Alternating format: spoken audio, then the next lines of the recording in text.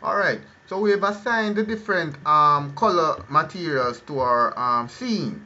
Now we want to put our background or 3D elements on their own layer. So in this case, I would like the cube to be on its own layer, these two boxes to be on their own layer, and this ground plane to be on its own layer. As you can see, as it relates to this character rig right here, it is on its own layer over here in the channel box in the layer display properties here. It came in on its own layer.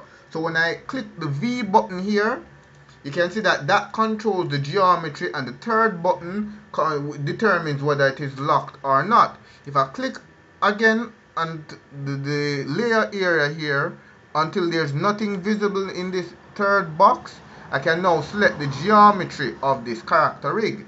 If I go over to T, it will showcase the edge loop and the wireframes of this character without showing the geometry. And if I click on it again, it turns it to R, which prevents me from selecting the geometry. When we're animating this character, we don't want to select any form of geometry. The only thing that we want to interact with are these control curves. These control curves that enable us to move the character around. And when we're animating, sometimes we have to drag and highlight the entire character in order to press S to add a keyframe to it. Now we don't want to, as you can see here, by dragging over this character, I've also selected the ground plane. I don't want to select the ground plane, so that is why we're going to create layers to put them on put the objects on different layers. So this is what we're going to do. I'm going to put this ground plane on its own layer, so I'm going to select it.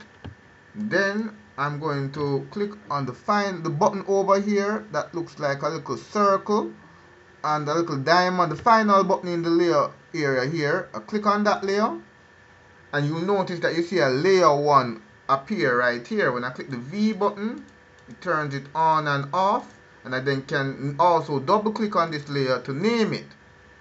So I can name this ground, or you can name it floor, any one of your choice. So I want to click the name for that and click save.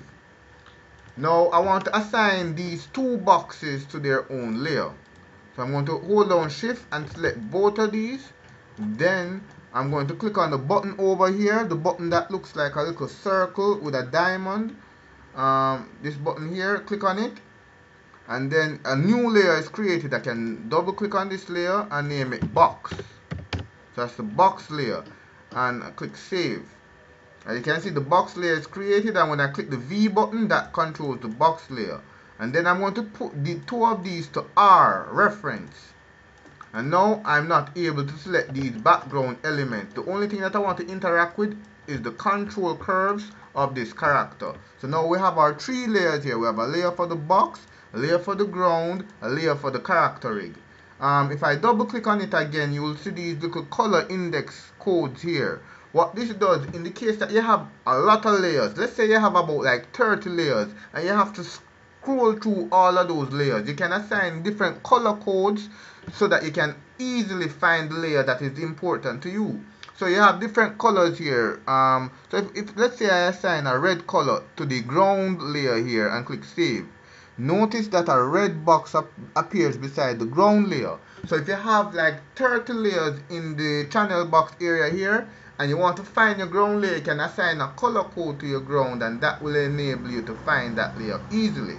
So that's it as it relates to creating new layers and locking them. Very important for animation.